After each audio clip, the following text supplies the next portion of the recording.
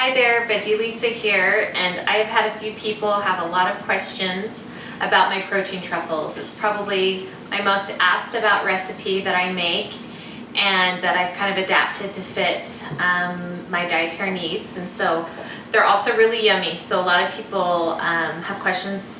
Even though there's only just a few ingredients, they can be a little bit complicated to make. So I just wanted to put this on my website to show people how to make them. So first thing you're going to do is just gather your ingredients. There's only 4 ingredients, and in my bowl I put in my 1/4 teaspoon salt, my 3 cups of protein powder, and you don't have to be super picky on the types of protein powder you use for this because you're just going to want to find probably a cheaper one because you have to use so much.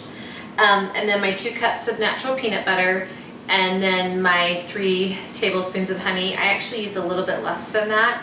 But if you're just starting to make these, I would suggest make them with the full amount of honey and then kind of scale back as your taste buds kind of adapt to it. So the first thing you're going to do is, I've tried this a million different ways. The easiest way is just to kind of get your hands a little bit dirty and just mix them like you would a meatball. So I've tried to put them in the food processor. They come out super gummy. I've tried using spoons, and it just doesn't mix them quite the way you need to mix them. You want to break up all of that peanut butter, because if it's natural peanut butter, chances are it's in the fridge, so it's going to be a little bit cold and not wanting to kind of move. But it takes some kneading and just kind of breaking up the peanut butter. I like to buy the peanut butter from Costco, just the big Adams jar, the one that you kind of have to mix. But I really like the taste of that one, and there's no hydrogenated oils in it, not any sugar, and so a lot of the peanut butters that you find at the store, even though they say natural, especially if they're mixed and not really, you don't have to stir them, you're going to want to get the ones you want to stir, because that means that's just kind of the more natural process. And it's surprising too, like when you just look at a regular peanut butter, how much added sugar they add to the peanut butter itself, which is, you don't need that. Peanut butter is so delicious on its own. You don't have to add all that stuff to it to make it good. And you can also do these with, I've done this with so many different flavors. You could use chocolate protein powder, so you could even just take like your vanilla that you have and add cocoa powder to it, a couple teaspoons of cocoa powder. You could use almond butter and dark chocolate chips. That actually I think tastes like cookie dough. And then I've done, you can use cashew butter, any sort of nut. You can use tahini, which is sesame seed, just ground up sesame seeds, but that's kind of a stronger flavor. I like to stick with just kind of the basic ones, but I mean, you could make, there's so many different options. Okay.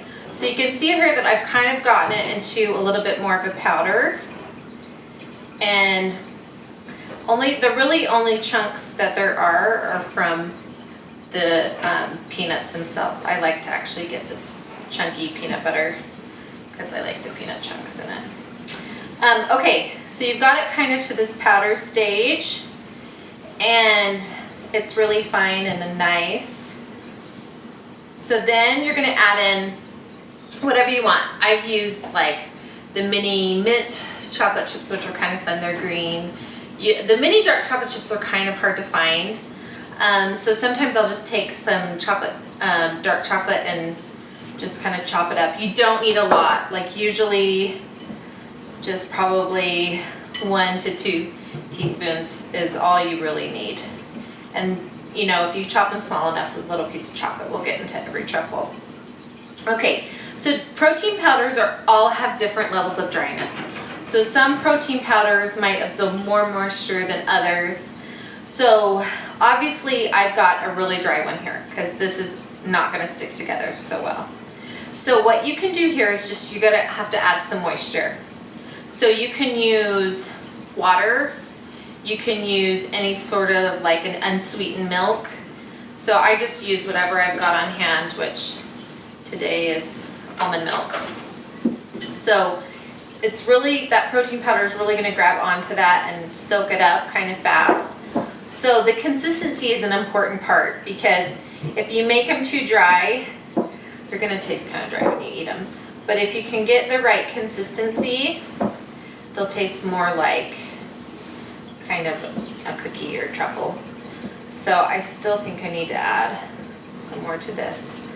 But for the first few months when I made these protein truffles, I used a spoon, and then I was just like, you know, this is pointless. So it's so much easier if you can just do it with your hands.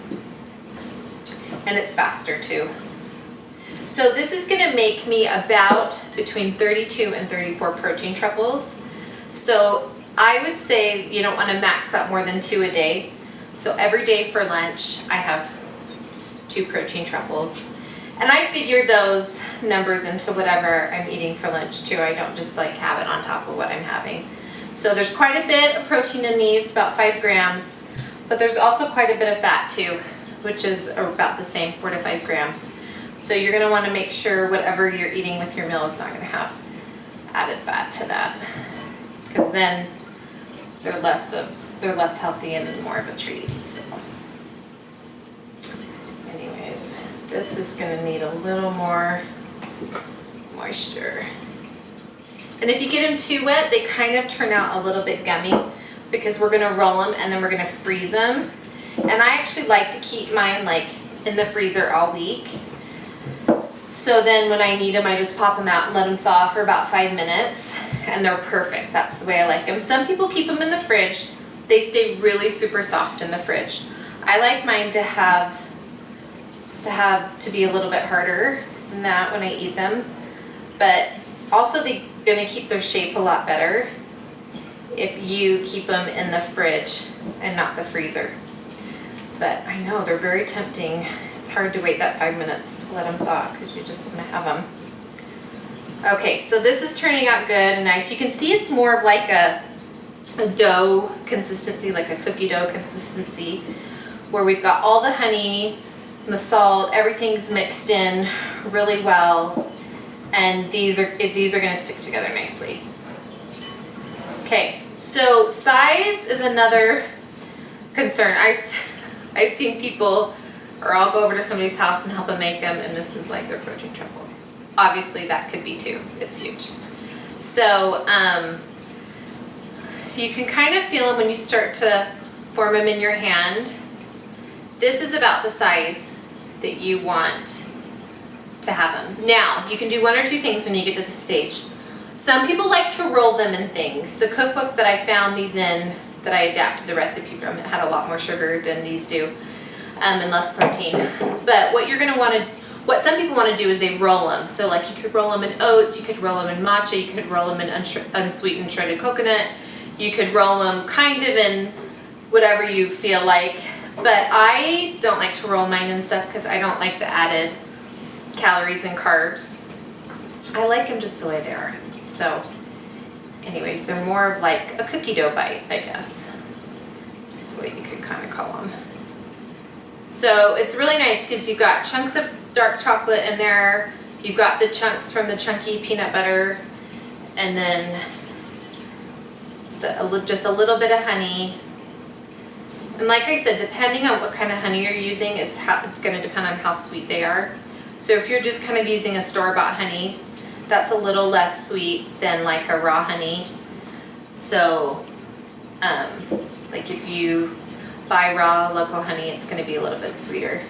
We have bees, so we have lots of honey, so that's just kind of the honey that I use.